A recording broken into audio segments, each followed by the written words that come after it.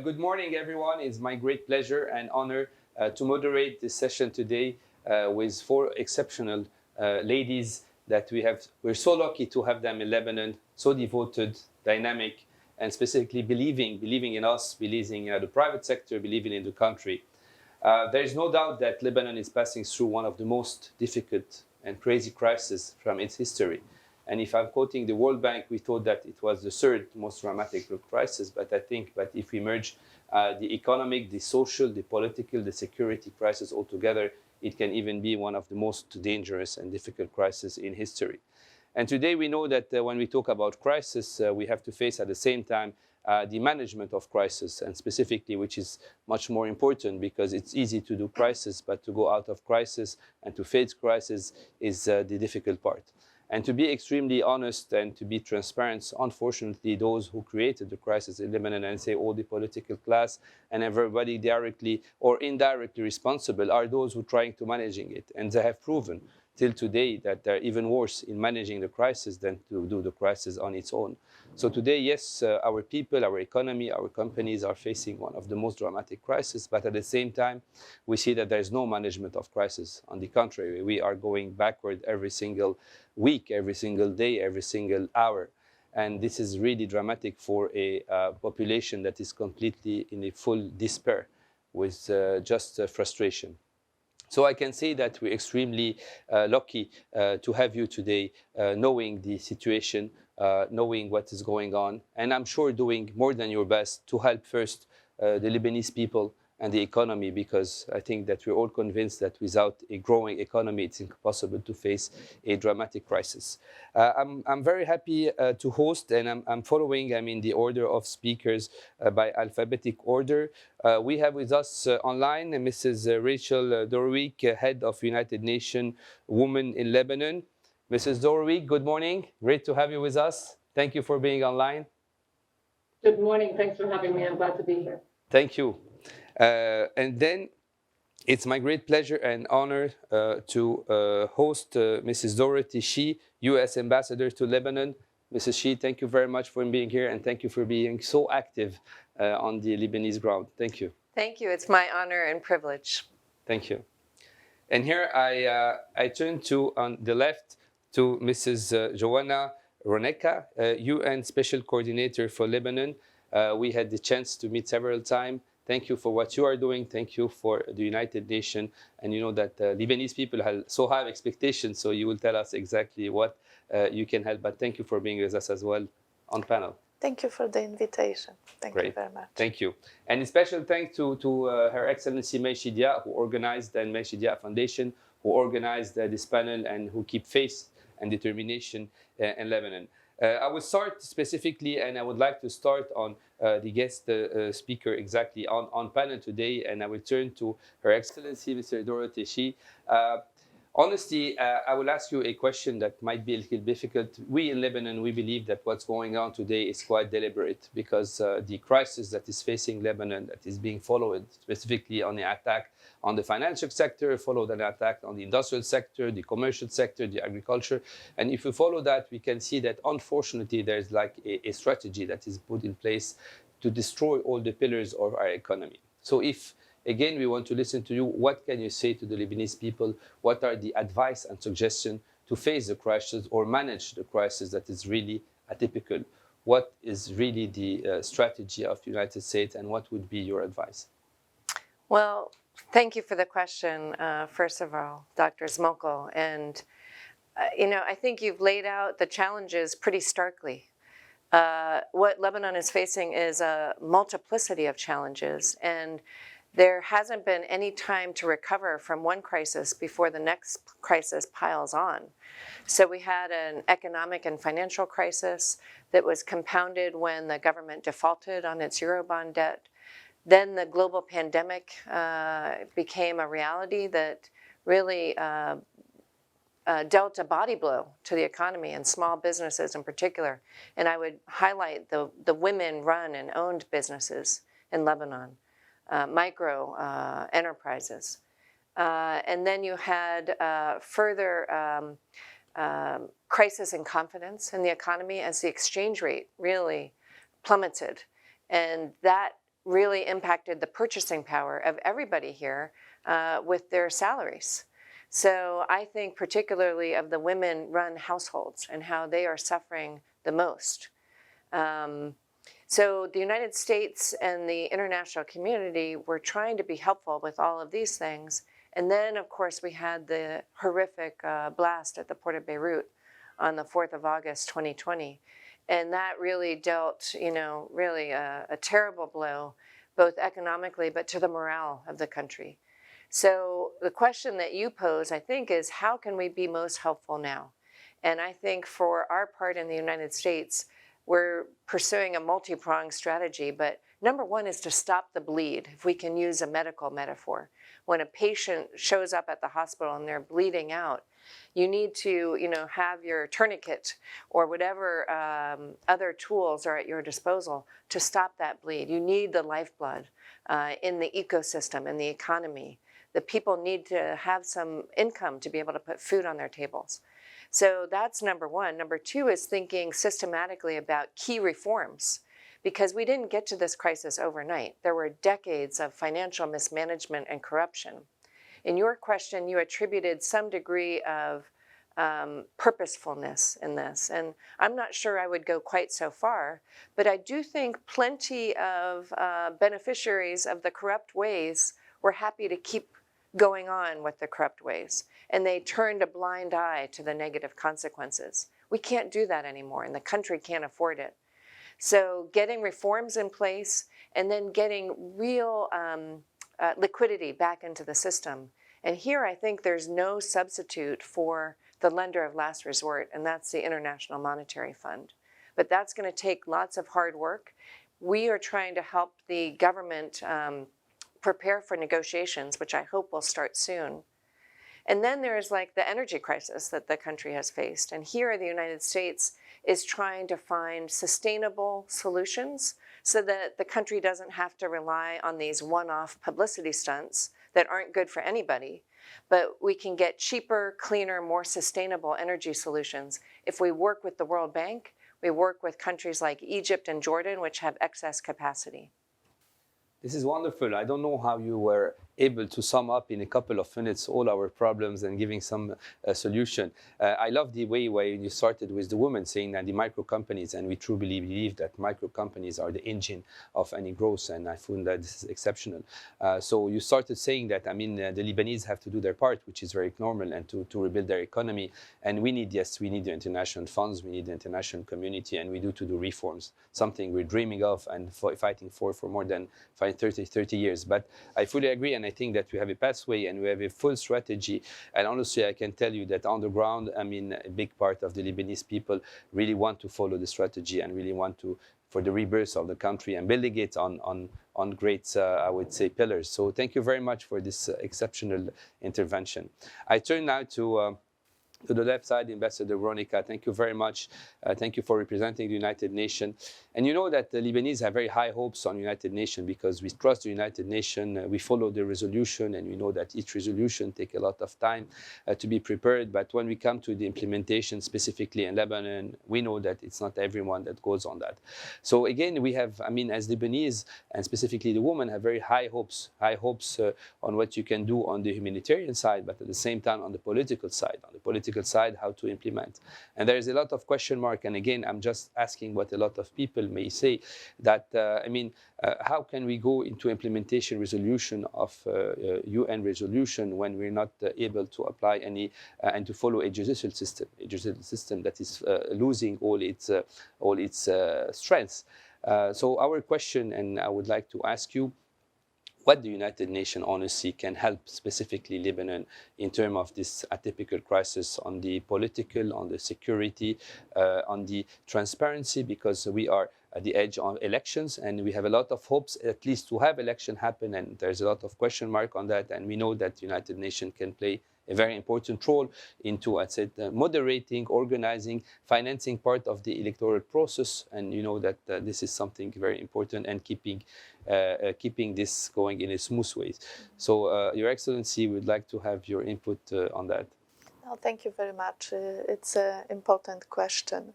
Allow me to start with the observation. Since I arrived in Lebanon, I noticed that Lebanon has friends. The international community is very united and everybody is ready to help. And of course, the United Nations is a friend of Lebanon. The fact that we have here on the ground 28 UN agencies, I think it's a clear expression of our willingness, but we are ready to help. When the explosion in port of Beirut happened, United Nations have been very active in mobilizing, additional funds and helping in this specific situation.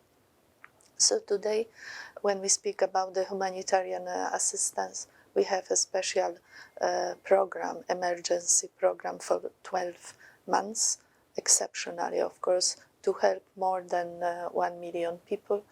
And we mobilized $383 million. This is a result, of course, of the donor contribution, but also UN as a system shown to be quite efficient. This is in addition to our normal programs on recovery, reform, and close cooperation with the European Union and the World Bank. But the humanitarian issue is only one aspect of our activities. We would like to see Lebanon as a prosperous country, so different agencies are working. Let's hope that very soon we can focus on development assistance more. But what we did in the meantime, we have been very active in mobilizing again the international community for the support of the Lebanese army, because when we speak about security issues, we need a stable country with a very efficient and professional army. And here again, this cooperation is very good. The international community only this year organized few conferences to show support to Lebanon, but also to come with concrete ideas, and we are very closely also working with our US partners, but other countries. Everybody is looking to have stability and security. You mentioned Security Council resolutions. It's never easy because the resolution have a concrete language, but this is a part of my mandate, to always monitor the implementation. And a few years by year, I go to New York and I brief the Security Council. We try always to bring objective information. Where there are some small successes, of course, we brief our friends. But if there are mistakes, also we have to say that this we should improve. The stability on the border between Lebanon and Israel, it's important. We should emphasize, I think, a positive, constructive role play by UNIFIL.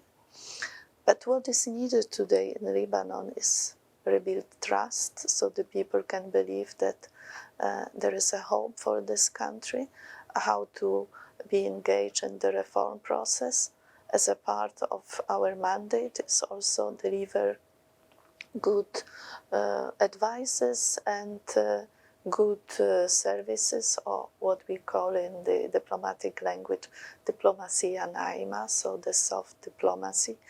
And I am doing this every day because it's about anti-corruption, it's about the reforms of the whole system and the administration.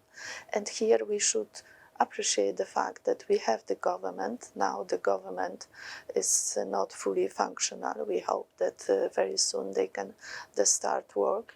Why? Because we need a partner who can deliver, who can focus on performance. I see a lot of positive energy, and the citizens in Lebanon are looking for better solution for the country, where the role of women is quite important. When we speak about the reform, it's also about the inequalities, structural reforms, which will help women to be more active in the political life, but in a daily life, because all the reports show that with the women participation, we can have better solutions. Well, thank you very much. I'm listening to you. At the same time, I feel happy and shy because all of a sudden we put on you all, all the pressure, as if you are responsible of what's happening in Lebanon. And at the same time, we are responsible. We as Lebanese are responsible into doing the restructuring process, into be specific to rebuild the trust. But I think that you don't understand that we have lost trust. We have lost trust in the system. We have lost trust in a people. Specifically, we are in a most dramatic crisis. That's why it's not to put the blame, but it's what we need the support of the international community. And so thank you very much. And I know from the humanitarian part till the organization and the resolution. Maybe in the next round, I'll ask you again on the election process, because I think that the light is there. And again, we're extremely anxious on one side. Yes, we need and we want election disregarding about the result, because this is the democratic system that should be prevail. And we have, the spotlight on the UN Council, because we know that this cannot happen nor occur without the organization and the transparency of the electoral process through your agency. So thank you very much for being here, and thank you for your transparent intervention. I'm turning to our online speaker. So I just want to thank you for being with us. I just want to remind everyone that you're the head of the UN Women in Lebanon. So that's how I will specifically point the question on you. What do you think, how the women can help specifically into the restructuring of Lebanon, and how the women are paying the price of the crisis on one hand? And so this is the negative side, because we know that women are paying a huge price today on the crisis, on inequality, on growth, on economy, of laying off, and at the same time, how women, in your view, can play an important role for the restructuring and specifically the coming growth of the economy. Thank you for being with us. Thank you. Thank you so much for having me. I wanted to just begin trying to answer the question on where now for Lebanon in terms of recovery. I think the title of this panel sort of says it all for me, which is all hands on deck. I think critical to Lebanon recovering, to doing all of the things that the ambassador and the special coordinator for Lebanon have spoken about, is trying to ensure that Lebanon is utilizing all of the capacities and resources available in this country, utilizing and investing in those capacities. And so this is about ensuring that the country, I think, has an adequate governance system in place to drive forward Lebanon's recovery. Again, all of the elements that other speakers have spoken to, and that this system is inclusive and representative of the country and those that are living in it. And so this, of course, goes beyond issues of women's rights and gender equality, but certainly should be grounded in key principles of women's leadership, of supporting women's decision-making and women's inclusion. And so complementary to this, to echo the asks of feminist actors across Lebanon, but also globally, is tagging the issues of women's representation and inclusion with key fundamental grounding principles around justice, equality, and transparency. All of these need to be fundamental across all of the reform measures that we're talking about. And so it's about, for me, or for women's rights actors in Lebanon, it's about acknowledging that this moment in Lebanon isn't just about economic restructuring and about getting the economy back. That is absolutely a fundamental part of what needs to happen, the rebuilding of the economy. But it's also about acknowledging that the very foundations on which Lebanon are built are unstable. And so when we're looking at rebuilding, it's about rebuilding how the country interacts and rebuilding its social contract. So we're not aiming to rebuild where we were 3 years ago. We're aiming to rebuild a new society rooted in these more stable foundations of equality, with gender equality being foremost for us as women's rights activists, justice and transparency. And so this requires a number of different things. It requires supporting national capacities for dialogue and facilitation, and it requires making more visible the less visible peace and stability actors in Lebanon. It requires elevating the role of society, including women and youth groups, but also the private sector and other non-traditional political actors in Lebanon to be part of the political decision-making and political processes that are being undertaken. And that requires all of us to move beyond lip service around the importance of women's rights and inclusion to actually making sure that in every political space that we support, that we call for, we're ensuring that that political space is representative and inclusive of those that are seeking change in Lebanon. And so we know that as the crisis will deepen, it will affect women and men differently. You asked that. And that isn't because women are essentially or inherently weaker than men, or that women are essentially inherently more peaceful than men. That is about long-term structural discrimination that has imbued the way Lebanon has both governed and provided social assistance across the country. And as crisis deepens, we will continue to see that gender gap in vulnerabilities. And so we'll continue to see women, but also other groups, particularly vulnerable to exploitation, particularly vulnerable to food insecurity and other things that manifest themselves at the point of crisis. So all of this, coming back to my first point, I think requires us to fundamentally rethink how we undertake political processes, who we bring to the so-called table, and how that table is shaped.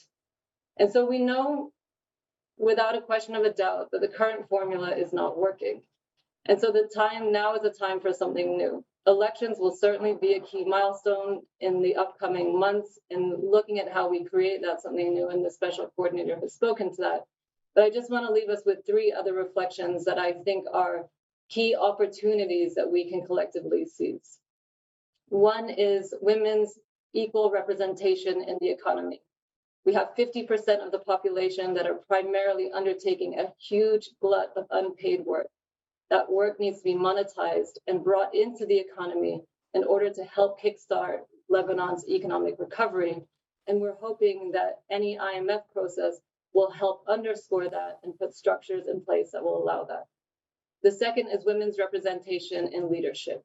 And the gender quota is, again, undisputably the most efficient and effective way to make a clear commitment to not doing business as usual and integrating new actors into our governance system. And then the third would be a civil unified personal status law, both to make it clear that we believe that women and men have fundamental equal legal rights, but also to strengthen the relationship between individuals and the state in Lebanon. Thank you. You have repeated several times that we don't want to go back 2 to 3 years before, which is perfectly well. I mean, I think that the standards where we were not the good standards. I think that we have to go backward to really build the roots and the pillars of the new Lebanon, and specifically of equality of gender, and specifically for the restructuring. And I can but agree with you on that. So thank you very much for everything you're doing for Lebanon, everything, I mean, you believe in, and you're putting back a lot of confidence and I would say faith in the Lebanese women that are extremely productive and that can build companies, and specifically starting believing again into themselves. And I can tell you that, and I mean, representing the private sector, we need them. We need them in every single step we are doing. We need them because we're going into a completely new era. I just want to thank you very much for your intervention, and I hope that we will have some time to come back to you in a couple of minutes. I'm turning to Ambassador of Denmark, Mrs. Merete Juhl. Are you with us, Ambassador? Yes, good morning. Good morning. Okay, great. How are you? Great. We hosted you just before starting the session. Thank you very much for being with us. And I just to remind everyone that you are the ambassador, you are the Danish ambassador in Lebanon. Thank you very much for being with us. So my question for you, I know that Denmark represents, I mean, like a case study, I mean, a productive case study and a success story, specifically into the integration of women into the economic system, into the ecosystem. And you have fights, and you were able to put a lot of stability. So my question, what would be your suggestion, and what are you able to do on the ground, specifically for Lebanon, for Lebanese women, and specifically how to put all our hands together on the deck to face the crisis? No, thank you for this opportunity. Having been ambassador in Lebanon more than 3 years, this is exactly a good opportunity to talk about women empowerment as a tremendous opportunity in Lebanon. Lebanon has strong, talented, and well-educated women that I have the pleasure of meeting many of the last years. The most important ingredient, the human capital, is there. As I see it, our discussion and action should center on how we can unleash all that talent. And we've already heard colleagues presenting ideas on that. There is a mountain of evidence on the positive effects of empowering women to take a more active role in society. All levels of society work better when women and men are equally represented and empowered. That's also from my home country a truth. This is true for families, private sector companies, public institutions, and in the political spheres, just to mention some examples. Therefore, if Lebanon was to unlock this potential of all its talented women, it would be a tremendous step towards sustainable and inclusive development and a powerful change for the country. Undeniably, which was already touched upon in this conversation this morning, there are many barriers. In the current context, changes need to take place at all levels of society. One is in politics, where empowering of women is critical. Women are currently vastly underrepresented in politics in comparison with the world in general, and even in comparison with the Arab world. Lebanon is one of the countries with the lowest representation of women in politics, in the executive branch, and as well at top level in public administration. And this does have negative effects to the society at large. But there again, there are opportunities. Although only 6 women were elected in the last parliamentary elections to parliament in 2018, we saw a remarkable increase in the number of female candidates running for parliament. Talented women who could make a difference for Lebanon are there. The problem is that women face systematic and cultural barriers to entry, such as lacking access to the influential political networks and campaign finances. And in these areas, women are significantly disadvantaged.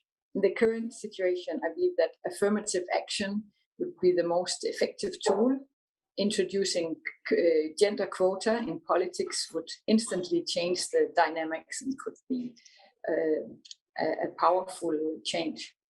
And I believe it could be done. Lebanon has a precedent for quota systems, confessional branches in parliament. So it could be done for women as well. This is exactly to ensure equal representation of all groups in society. There's no valid reason why Lebanon couldn't adopt a similar system to ensure women's political participation. As I see it, a gender quota system would not favor women over men. It would rather help break down the barriers to entry. A quota system would create a level playing field. And of course, I recognize the political challenges doing that and to get the electoral law amended, but this is a crucial and important path for empowerment of women in Lebanon. And of course, it could be as part of a broader electoral reform. Political parties should be required to fill at least half of their electoral lists with women.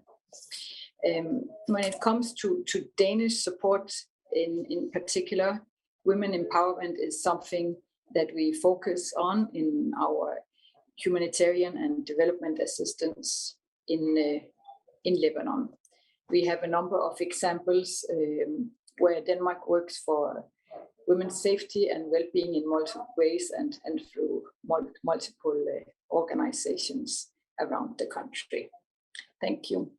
Thank you very much, Ambassador Juhl. You know, when hear you speaking, I mean, it came to my mind again by representing the private sector. You know, we did a lot of study that having women on boards, on the executive board, who are increasing the, I would say, the productivity of company by 20 to 30%. So I fully agree that having more women into the political system will improve a lot the productivity of the parliament and the ministry, which is not very difficult. But at since we'll look at different angle and specifically we'll give a kind of dynamism, and I fully agree that we have to work all together on that. So thank you very much for the intervention, and thank you for the example and everything you're doing on the ground for Lebanon. I'm turning on to Ambassador Shea. Again, in your first intervention, you have spoke about the macroeconomic challenges, about the electricity, about the IMF, about the World Bank, and about the challenges. So thank you very much. But you know, the difficult question that we all have to answer every day, I mean, we are in Lebanon, specifically to our women or to any Lebanese, what to do tomorrow. You know, we have people losing their job every single day. We have people losing their purchasing power by more than 85%. We have an increase in inflation of more than 300%, an increase of product cost for more than 800%. So the question I am asked, you are asked every single day you go out is, what can we do tomorrow? I mean, how can we survive in this crisis? So my question specifically for you, Ambassador, what can we say? What can we say to all these people? What can we say to all these women specifically, since we are in a women conference today, specifically to survive in the short term? We know that in the medium and long term, we might have and I would say we believe that we will have, we still believe that we will have a restructuring of the country. But what to do today in the short term, specifically to those women, exactly to those mothers and those executive women, how can we help them specifically past this coming weeks, months, or years? Well, one thing that's on the agenda that I think there's no excuse for any further delay, and that's the emergency social safety net. It's been in development for a good year now, if not longer. And the idea was to have some kind of support system to help those who are most vulnerable in the society here absorb the shocks that have occurred in the economy. And when I refer to shocks, I'm talking about the plummeting of the exchange rate, the hyperinflation, especially when it comes to food, for example, 80% of which, by last count, Lebanon imports. So you don't have that purchasing power anymore. So there is a World Bank program, roughly about $250 million. Let's just drop everything else and please move forward on that, because the poorest of the poor really need that support. Meanwhile, the international community haven't been waiting. We went ahead, the United States, and we provided in-kind food assistance through the UN agency, the World Food Program. And I would highlight that we announced this on August 4th this year, on the one-year anniversary of the blast, that a very large percentage of our in-kind food assistance is going directly to Lebanese.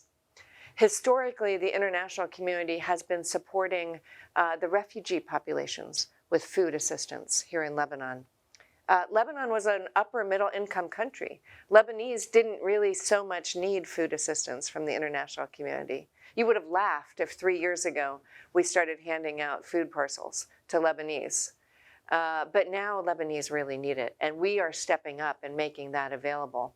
But I also want to talk about education.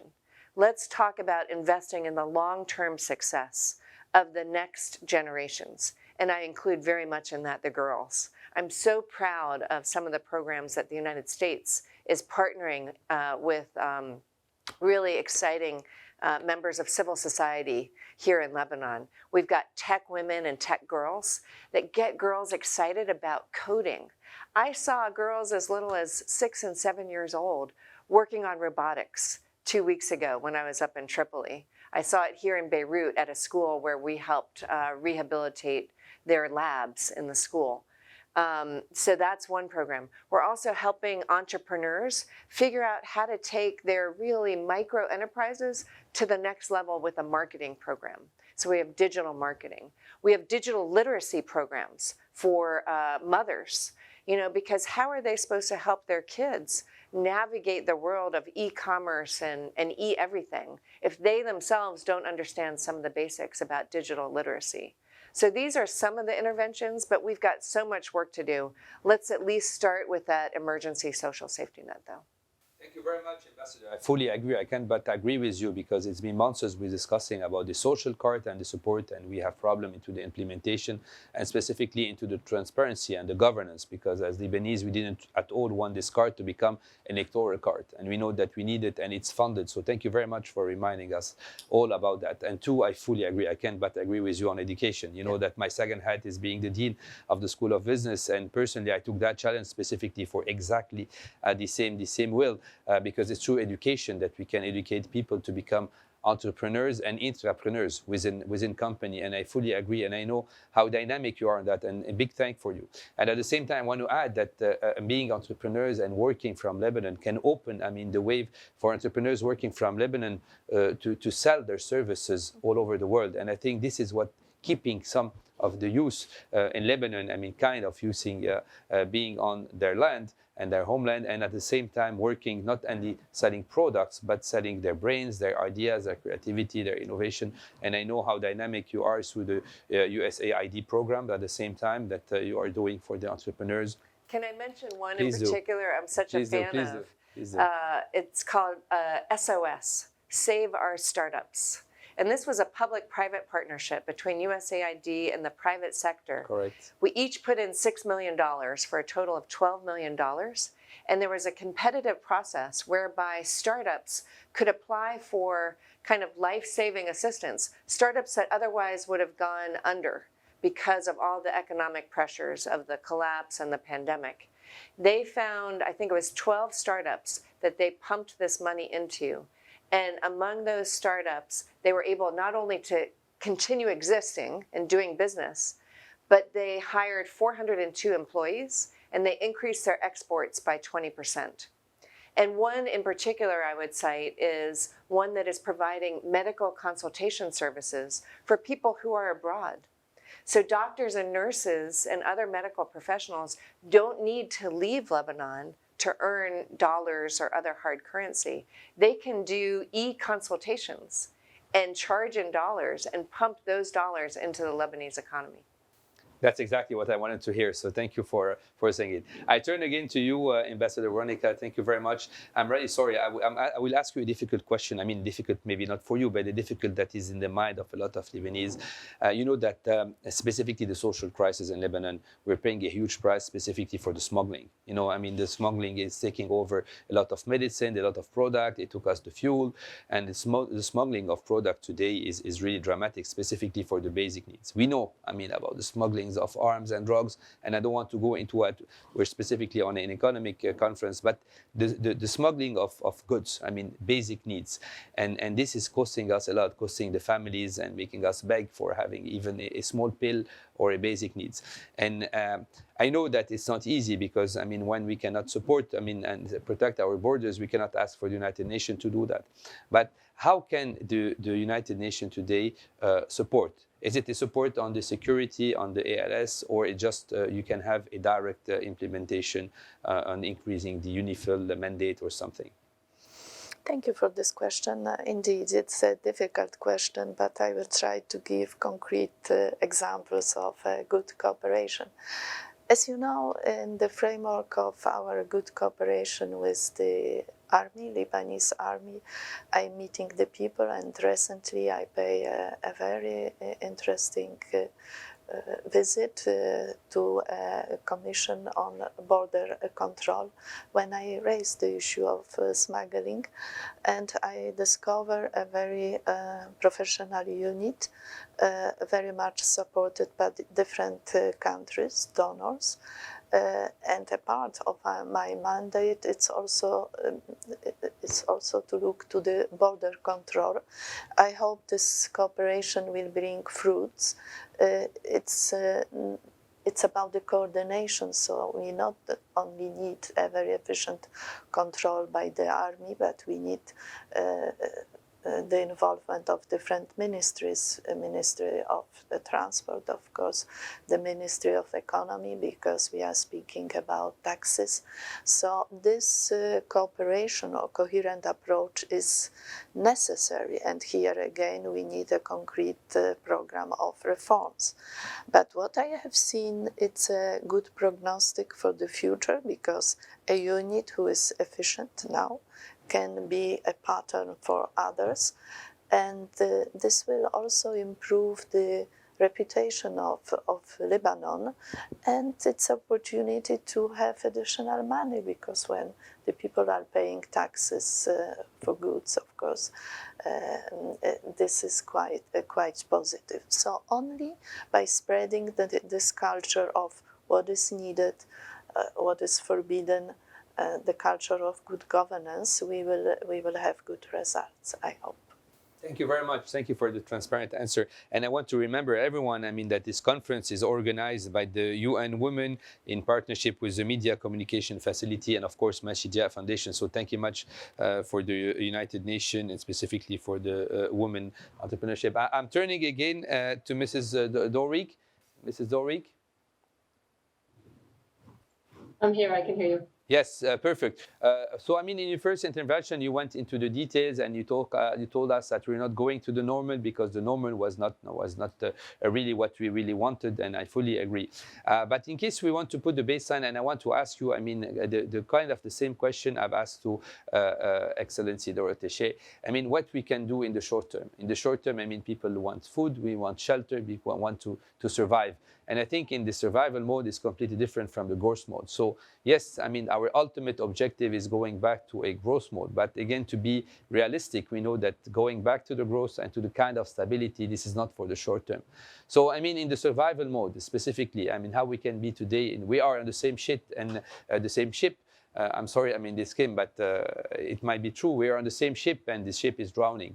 So what can we do specifically, and on the women's side, since you are representing today United Council on that, what we can do and when we can say specifically on the survival mode? Sure, thank you for the question.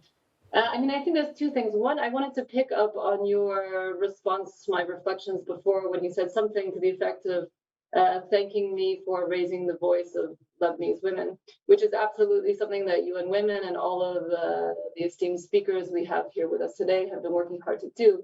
But just to remember that they've all been doing that for themselves with allies across Lebanon, the region, and globally for the last decades. And I do think that there is something very immediate and concrete in allowing those key actors into the decision-making spaces that they are asking to be let into. Some of those decision-making spaces do require elections, and so of course that is a longer-term issue, but other of those just require the will and the willingness to open the doors to a different set of actors. So I think that is an immediate and has the potential to have immediate positive impacts on people's everyday lives.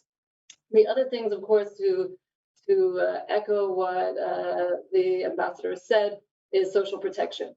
Now, a key thing that the UN has been working on, in addition to the US, the World Bank, and many others, is support to the government of Lebanon to both develop a comprehensive social protection system, to pass it, and to put it into place. And, as the ambassador said, the time has never been more urgent or greater to have that pass and just get moving on the reforms that are needed to make sure that that can become a reality. I think two other points is acknowledging the risks around sexual exploitation and abuse. We know that as vulnerability increases and as poverty increases, people become much more vulnerable, susceptible to be exploited in the exchange of services, whatever services they may be, whether they come from the international community or from the government. So acknowledging that that is a very clear risk and putting systems immediately in place to ensure that when people are accessing the vital services that they need right now, there are no risks of any exploitation or further exploitation and vulnerability. And then I think just a last thought is immediately redressing the gender discrimination in a number of the urgent laws that we need to enact in order to reform the current situation. So that includes both laws around the social security system, but also the labor law. Women are still exempt from certain areas. We can't recover if we continue to have this regressive legislation. Some people might say that's not an immediate priority, but somehow we need to tag these immediate priorities such as food aid with immediate reforms that enable us to recover within the next few months in a way that is more equitable and reaches a larger number of people.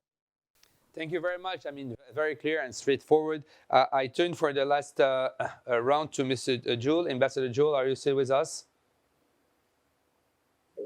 Yes, I am. Perfect. I mean, since it's a closing, remark, and I will turn again to close exactly in 6 minutes from now. So I will be respecting the time, Ambassador. Don't worry, we're exactly on time.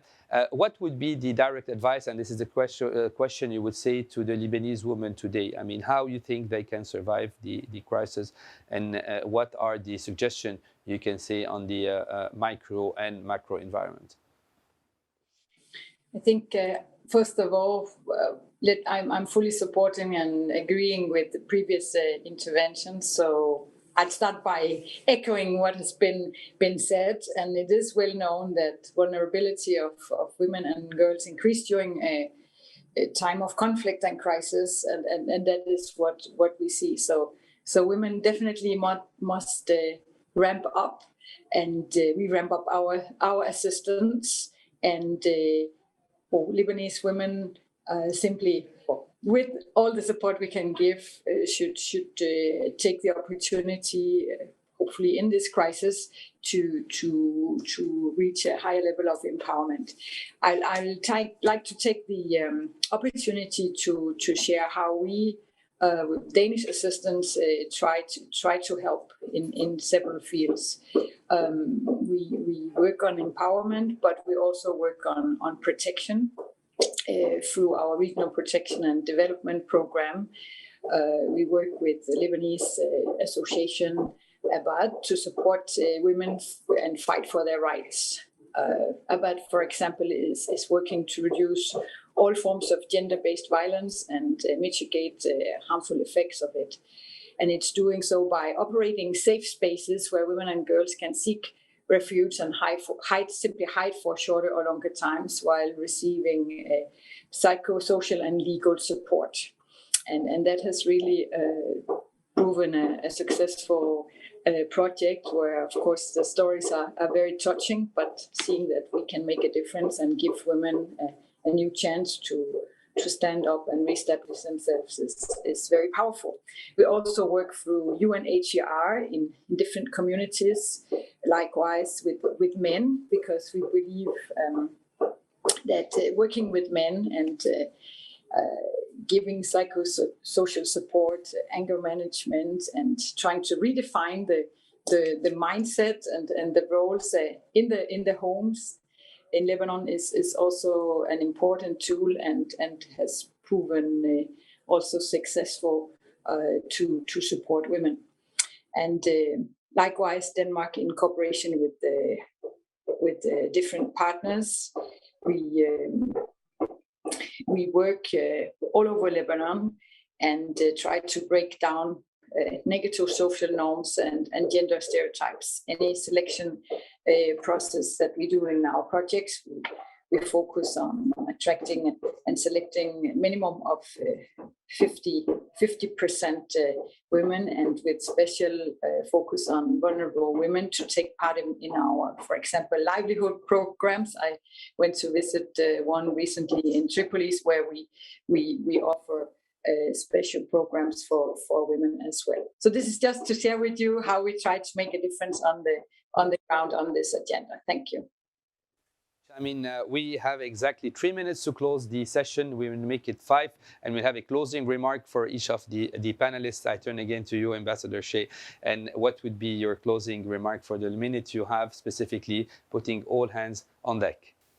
Well, thank you. And I think I would like to riff off of something that Rachel Doreweecks said, which is let's really turn to the women and the girls of Lebanon and make sure that they have the agency that they deserve.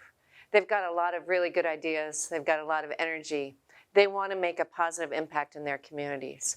And so I think it's incumbent on us in the international community to figure out how we can best partner with them, enable them, empower them, let them spread their wings and fly. But working on legislation, working on UN resolutions, working on our programs to make sure that everything is designed with that end goal in mind. Thank you very much for giving us the wings. We need wings, exactly. We need hopes. Ambassador Wronekka, your closing remark, and I promise you will be on time. What would be your final message to put all our hands on the deck? I will say we should appreciate what the Lebanese women are doing. They are great, well educated, not only beautiful, but they have the spirit of entrepreneurship.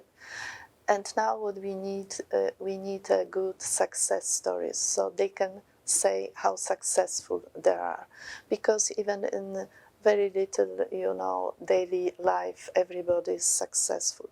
So I see here a possibility maybe for journalists, very professional Lebanese journalists can help other women to speak about their problems, but also about the success story. This could create a positive dynamic, help us as international community to have real partners, because by doing so we will discover partners in women, girls, but also boys, because it's about the full society contribution. And the initiative could be on the Lebanese side. This will really make a difference, I think. Thank you very much again, and thank you for helping us, organizing the conference. I turn to you, Mrs. Doreweecks. What would be your closing remark, how to put our hands all together on the deck? Yeah, thank you so much for hosting this. It's been an excellent discussion. I think to re-emphasize the point that we're tired of being told that now is not the time to work on equality and rights. We're often told at moments of crisis that we'll get to issues of equality and rights later, once we've dealt with the crisis. And then we're told in a moment of stability that change takes time. So what we're saying now is the reform agenda is the same as the equality and rights agenda. And these two things must be done in tandem. Thank you very much. And I turn to my last speaker, Ambassador Juhl. What would be your closing remark, how to put all our hands together on deck? Yeah, to keep women empowerment of all these talented Lebanese women, unleash potential to the benefit of Lebanese future. We should make sure it stays high on the agenda, because the potential is very important. Thank you. Well, thank you very much. Again, before closing the session, and I hope we are exactly on time, it's a very special thank to May Shidia Foundation. Thank you, May. That you represent the empowerment, you represent a lot of faith and determination. So I hope that a lot of women will follow your example. A very special thank to the UN Women, to the Media and Communication Facility for organizing, for hosting me. A very special thank to all the speakers. Thank you, Ambassador Shea. Thank you for your transparency. Thank you for your dynamism. Ambassador Wronekka, thank you very much for your wisdom. Thank you for what you're doing to Lebanon. Mrs. Doreweecks, thank you. For your dynamism and everything you said that you believe in and your passion. And finally, Ambassador Juhl, thank you for the Danish company, for the Danish country, and for being in Lebanon. It was my honor, my pleasure to try to moderate the session. We are on time. I can just tell you that as Lebanese, as entrepreneurs, we still believe in Lebanon. We still believe in ourselves. We took the choice to be here, to invest here, to work into education. Yes, we're passing through difficult times, but we believe in our roots, and we will be up to what our, I would say, ancestors kept us, disregarding all the crises we are. Lebanon will raise. Women will be there, and I hope they will be up front, because we need them for their creativity, innovation, and to do everything they are. So thank you very much for being with us. Thank you for organizing the conference. Thank you for the United Nations, for the Women Communication and May Shidia Foundation, and have a great afternoon. Thank you very much.